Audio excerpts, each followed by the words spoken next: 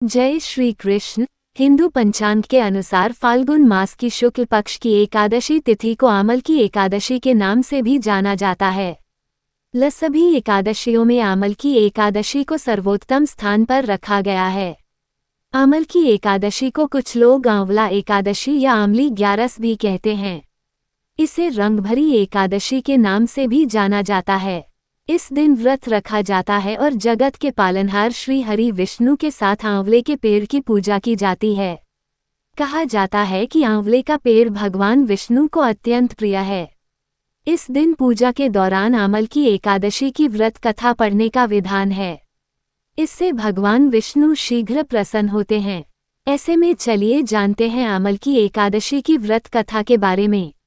आमल की एकादशी व्रत कथा। पौराणिक मान्यता के अनुसार वैदिश नाम का एक नगर था।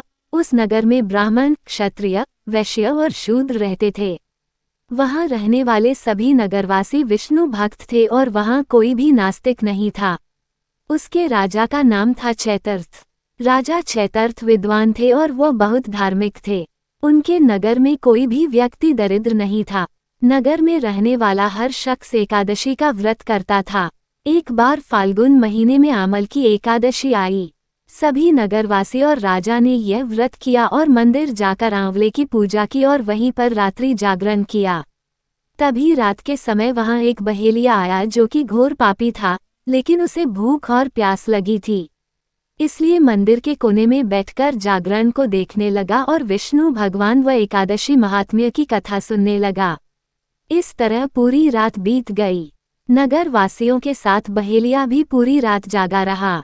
सुबह होने पर सभी नगरवासी अपने घर चले गए।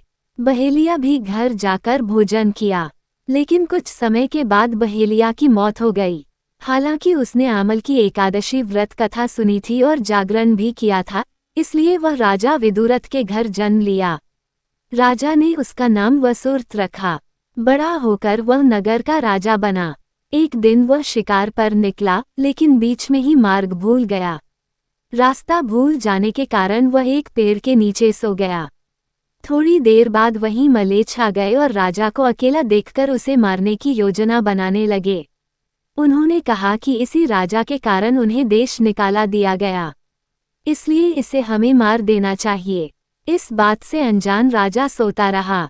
मलेच्छों ने राजा पर हथियार फेंकना शुरू कर दिया, लेकिन उनके शस्त्र राजा पर फूल बनकर गिरने लगे। कुछ देर के बाद सभी मलेच्छ जमीन पर मृत पड़े थे। वही जब राजा की नींद खुली तो उन्होंने देखा कि कुछ लोग जमीन पर मृत पड़े हैं। राजा समझ गया कि वह सभी उसे मारने के लिए आए थे, लेकिन किसी ने उन्हें ही मौत की नींद सुला दी। ये देखकर राजा ने कहा कि जंगल में ऐसा कौन है जिसने उसकी जान बचाई है। तभी आकाशवाणी हुई कि हे राजन, भगवान विष्णु ने तुम्हारी जान बचाई है।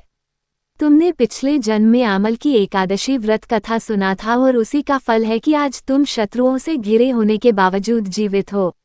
राजा अपने नगर लौटा और सुखीपूर्वक राज करने लगा और धर्म के कार्य करने लगा। जय श्री कृष्ण। अगर आपको ये कथा पसंद आई हो तो चैनल को लाइक और सब्सक्राइब अवश्य करें। धन्यवाद।